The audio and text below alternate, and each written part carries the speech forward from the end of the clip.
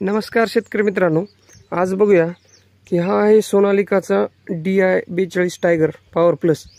तर या ट्रॅक्टरची आपण जे डिस्ट्रीब्युटरची वाल आहे तर ती कशा प्रकारे कनेक्ट करायची त्याच्याविषयी बघूया।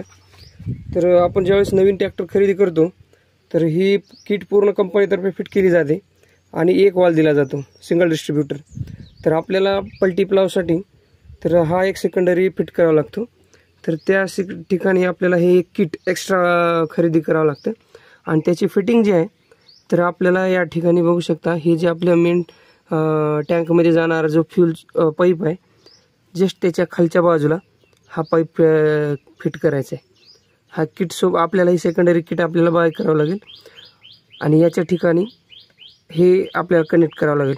तुम्ही बघू शकता हे एक थोडासा लांब असा नट आहे, कंपनीचा नट काढून दुसरा ह्या किटसोबत येणार नट ह्या वॉलसोबत इथं कनेक्ट करावा लागतो। त्याच्यामुळं आपला पलटी प्लावचा जो रिव्हर्सेबल पलटी प्लाव असतो त्याचे वर्किंग हायड्रोलिकचं एकदम व्यवस्थित होऊ शकेल, कारण आपल्याला 2 कनेक्टर पाहिजे असतात, त्याच्यामुळे दोन्ही पण आपल्याला उपलब्ध होते। तर धन्यवाद।